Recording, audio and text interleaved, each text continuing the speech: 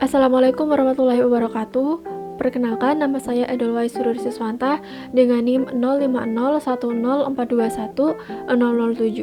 Pada kesempatan kali ini, saya akan memaparkan atau menjelaskan jawaban dari pendapat saya terhadap soal yang telah diberikan.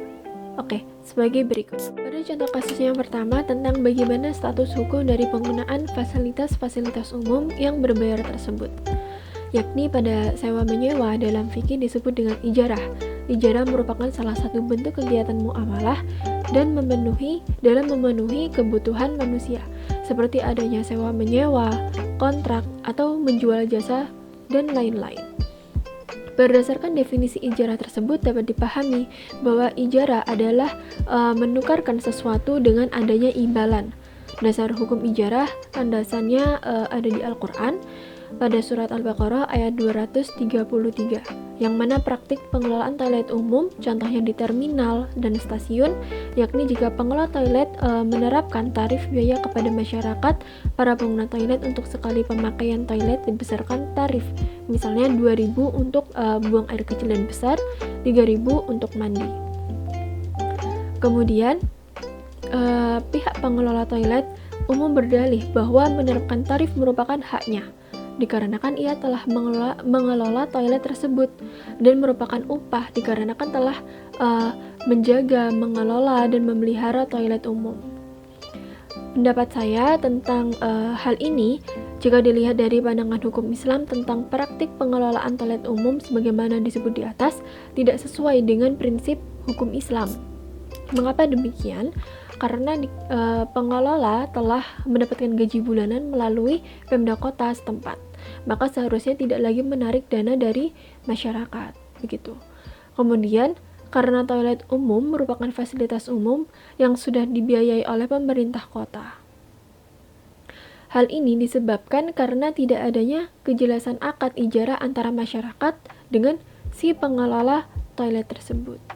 Dan apabila pengelola tidak digaji oleh pemerintah atau milik pribadi dan dipergunakan oleh banyak masyarakat, maka pengelola toilet berhak menentukan tarif biaya pemakaian toilet tersebut.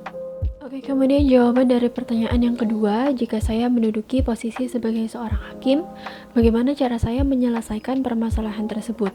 Yakni jika kasus yang terjadi terdapat dua orang yang berselisih tentang kepemilikan seorang istri. Oke, di sini saya mendefinisikan pria pertama bernama Andi, pria kedua bernama Bima, dan si wanita bernama Cantika. Dari kasus ini kita perlu tahu bahwa siapa penggugat dan tergugatnya. Dan menurut saya dari kasus ini yang menduduki posisi sebagai penggugat adalah si Andi, karena Andi ingin menggugat KUA. Artinya KUA di sini sebagai tergugat. Mengapa KUA yang menjadi tergugat?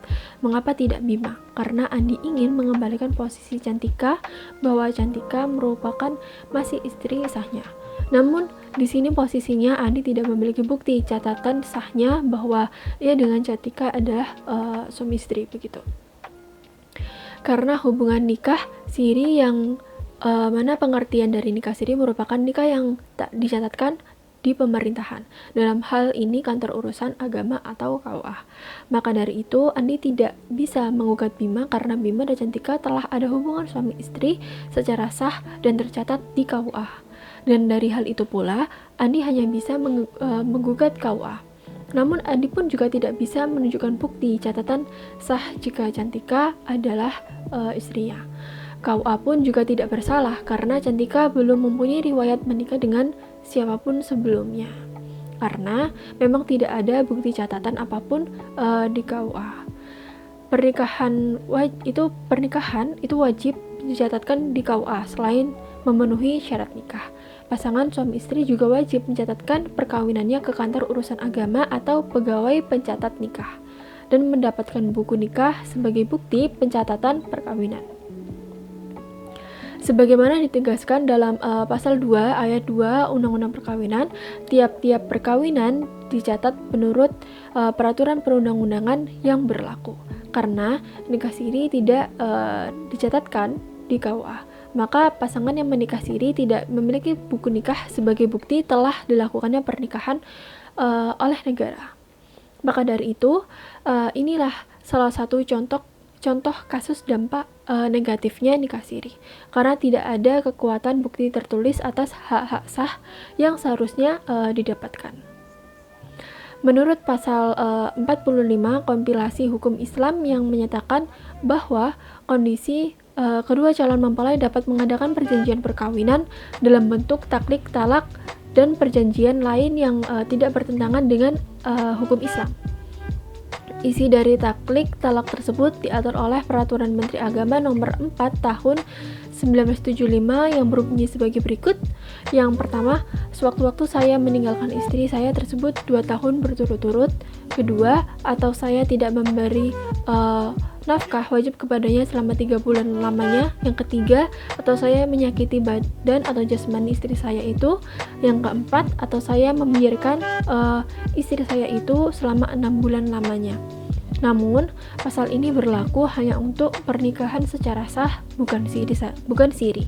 Dan jika Cantika ingin mengajukan talak pada suami pertamanya, maka harus mengurus pernikahan secara sah terlebih dahulu di KUA agar sah secara hukum tertulis, dan setelah itu dapat menggugat cerai pada suami pertama atau andi begitu.